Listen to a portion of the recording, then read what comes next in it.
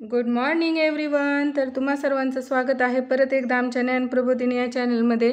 तर माझ्या ज्या काही आशा स्वयंसेविका मैत्रिणी आहेत त्यांनी मला अनेक व्हिडिओंना कमेंट करून पाठवलं की ताई आम्हाला किशोरी जी काही आपण किशोरी मुलींच्या बैठका घेतो तर त्याबद्दल थोडीशी माहिती सांगा किंवा त्याचं प्रोसिडिंग वगैरे कसं लिहायचं याबद्दल माहिती सांगा। तर या किशोरी मुलींची बैठक या जून 2024मध्ये कशा प्रकारे घ्यायची याबद्दलचा हा व्हिडिओ असणार आहे। त्यामुळे व्हिडिओ तुम्ही शेवटपर्यंत बघा। व्हिडिओ आवडल्यास व्हिडिओला लाईक शेअर आणि तुमच्या काही इतर ज्या काही आशा मैत्रिणी असतील त्यांना देखील या ज्ञान प्रबोधिनी या चॅनलला सबस्क्राईब करायला नक्की सांगा, कारण आशांशी संबंधित प्रत्येक टॉपिकवरती अतिशय खास असे व्हिडिओ या चॅनलवरती येणार आहेत। चला तर मग जराही वेळ न घालवता सुरू करू आपण आपला आजचा व्हिडिओ। तर ही किशोरी बैठक जून 2024ची जी की आम्ही आता घेतलेली आहे त्याबद्दलचा हा व्हिडिओ आहे। तर या जी काही किशोरी मुलींची बैठक असेल त्यामध्ये जो काही विषय आपण मांडला होता तो विषय आपण प्रोसिडिंगमध्ये व्यवस्थित लिहिणार आहोत। तर सुरुवातीला बघा, आपण अशा प्रकारे जर व्यवस्थित लिहून घेतलं तर आपलं रजिस्टर देखील आपण व्यवस्थित बनवू शकतो व जी काही आपलं महिन्याचं वाउचर असेल त्याला देखील ही बैठक झेरॉक्स मारून जोडू शकतो। तर बघा, किशोरी मुलींमधील मानसिक समस्या हा आमचा या बैठकीचा विषय होता।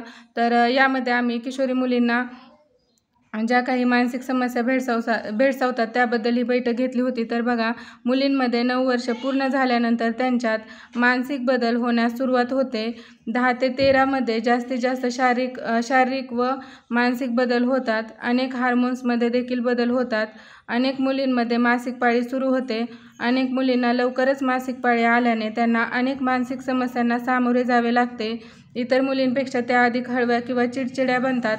त्याचा परिणाम त्यांच्या अभ्यासावरही होण्यास सुरुवात होते। किशोरी मुलींमध्ये हे जे काही मानसिक समस्या निर्माण होतात त्यासाठी त्यांच्या आईने किंवा आजीने, शाळेतील शिक्षिकेने देखील त्यासाठी योग्य असं मार्गदर्शन केलं पाहिजे। मुलींना लैंगिक शिक्षण दिलं पाहिजे की जेणेकरून त्यांच्यामध्ये होणारे बदल सकारात्मक होतील। अशा प्रकारची अतिशय महत्त्वपूर्ण आणि उपयुक्त अशी माहिती आशा व ANM आणि अंगणवाडी सेविका यांनी किशोरी मुलींना दिली व ही बैठक संपवण्यात आली।